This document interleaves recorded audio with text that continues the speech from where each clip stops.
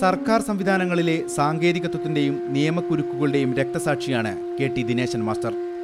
കഴിഞ്ഞ 17 വർഷമായി കോഴിക്കോട് ജില്ലയിലെ നടുപ്പോയിൽ UP സ്കൂളിൽ പ്രവൃത്തി പരിചയ അധ്യാപകനായിരുന്നു ദിനേശൻ.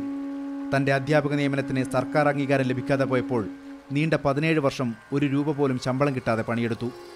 ജീവിതം തള്ളി നീക്കാൻ രാത്രികാലങ്ങളിൽ ടെലിഫോൺ ബൂത്തിൽ തുച്ഛമായ കൂലിക്ക് ജോലി ചെയ്തു. അപ്പോൾ എൻ്റെ ഒരു STD ബൂത്തുണ്ട്. അവിടുന്ന് എൻ്റെ 6 മണിക്ക് ശേഷം അവർ വന്ന് 9 മണി വരെ നിൽക്കുന്ന തുച്ഛമായൊരു നമുക്ക് കൊടുക്കാൻ പറ്റുന്ന 1000 രൂപയാണ് ഇയാൾക്ക് ആകെയുള്ളൊരു വരുമാനം. കഴിഞ്ഞ മാസം 24-ന് ഹൃദയാഘാതം വന്ന് ദിനേശൻ മരണപ്പെട്ടു.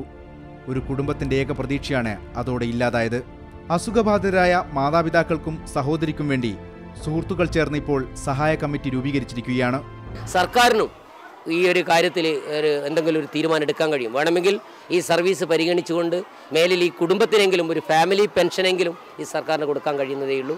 നിയമന അംഗീകാരം നിലവിൽ വരുമെന്ന പ്രതീക്ഷയിലായിരുന്നു ദിനേശൻ. ആ പ്രതീക്ഷ ഹൃദയം പൊട്ടി മരിക്കുന്ന നാൾ വരെ നീണ്ടു. സ്പെഷ്യലിസ്റ്റ് അധ്യാപകനായിരുന്ന KT ദിനേശൻ മാസ്റ്ററുടെ നിയമനത്തിലെ തടസ്സങ്ങളെക്കുറിച്ച് സർക്കാരിനേറെ പറയാനുണ്ടാകും. എന്നാൽ അനാഥമാക്കപ്പെട്ട ഒരു കുടുംബത്തോട് എന്തു മറുപടി പറയും? ക്യാമറമാൻ സുഭാഷിനൊപ്പം KC വിപിൻ, ഇന്ത്യ വിഷൻ.